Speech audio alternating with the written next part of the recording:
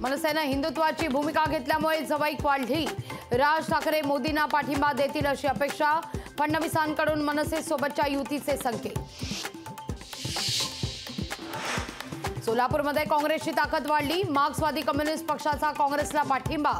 नरसई आडम यांच्याकडून पाठिंब्याची घोषणा।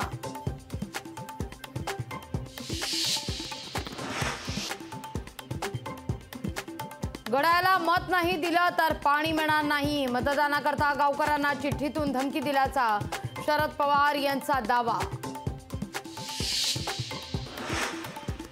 राष्ट्रवादी शरदचंद्र पवार पक्षाचा रावेरचा उमेदवार ठरला।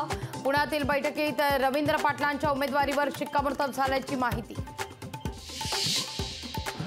संजय राऊतांबद्दल खूप आदर, मात्र राऊत सांगलीत येऊन विरोधात बोलले याची खंत विशाल पाटलांकडून व्यक्त। तर विश्वजित कदम फुटणार असं बोलणं योग्य नाही, पाटलांनी व्यक्त केली आहे नाराजी। निवडणुकीच्या पहिल्या टप्प्यात हिंदुत्व कार्ड खेळण्याचा भाजपचा प्रयत्न। पूर्व विदर्भात योगी आदित्यनाथांच्या 3 प्रचार सभा। योगींनी युपीत थांबावं, तिथली परिस्थिती अधिक गंभीर। मोदी योगींच्या सभांवरून संजय राऊतांचा हल्लाबोल।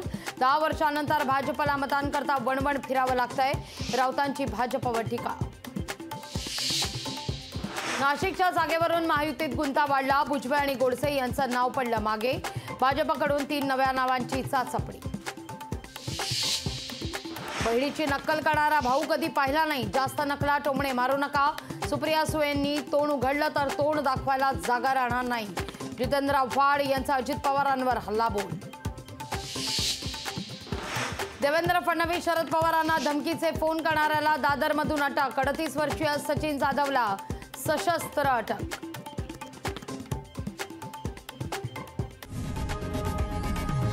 लोकशाही मराठी ऐका, पहा, जागरूक रहा।